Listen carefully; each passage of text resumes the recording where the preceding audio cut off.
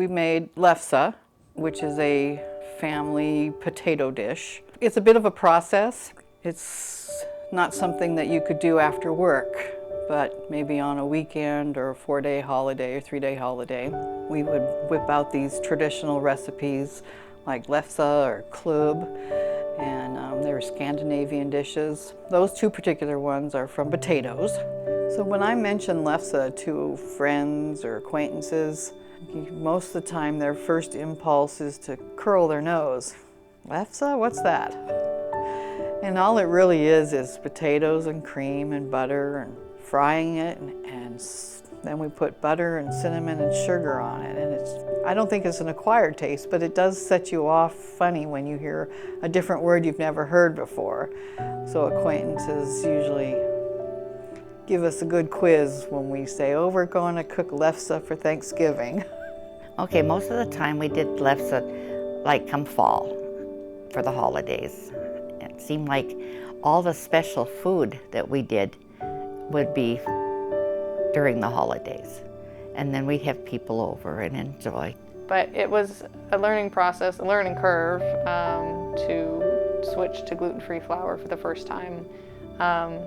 As I've become gluten intolerant in the past 2 years, and this is the first time we've made it since then. And so we had quite a bit of a learning curve to try to switch from regular wheat flour to gluten-free flour. I would try it again, but I would probably work on the recipe a little bit better.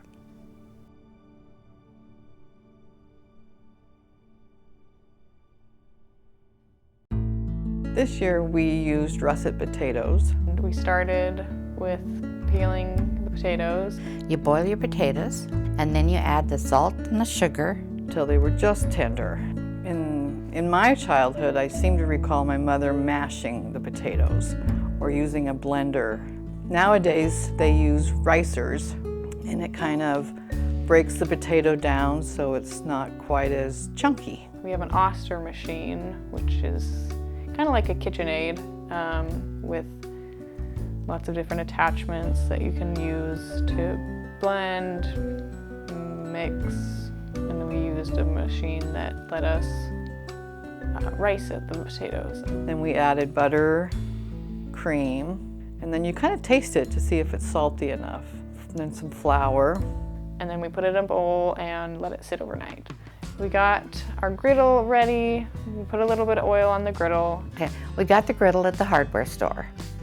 And when Mom and Dad did it, they did it on the gas stove.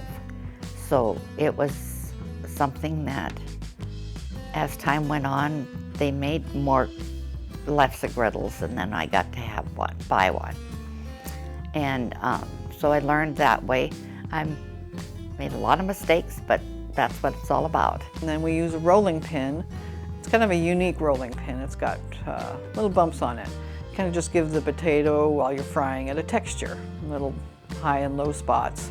Oh, this other tool we use besides the unusual rolling pin is a probably 2 feet long stick, and it's like a long, thin spatula, and it just helps keep your, I don't know why we use it, it's just tradition. Traditionally, we use the long, narrow stick to help pick up the lefse and flip it over on the griddle. We found the lefse stick in Junction City, Oregon, not too long ago, I bet 4 or 5 years ago. Otherwise, they used the wooden paint sticks to help flip the lefse. With the gluten-free flour, it made it heavier and a little harder to work with. So we had a lot of learning to do with the new recipe. Then we rolled this out like a thin pancake. And then threw it on the griddle, and it took many tries. We'd stick the wand underneath the dough and pull it up to try to get it to move it to the griddle, and the two sides would split and they'd fall off. We got maybe 5 or 6 or 7 of them that we were able to use. At this point, they're kind of warm, flexible, and we immediately spread butter on and cinnamon and sugar, roll it up, and it's just delightful. It's just something that we enjoy very much. It went all through my childhood, and then I've turned around and taught my children, my daughter, how to make it. But we wanted to give it a try so she could enjoy the same memories from when she was a little girl.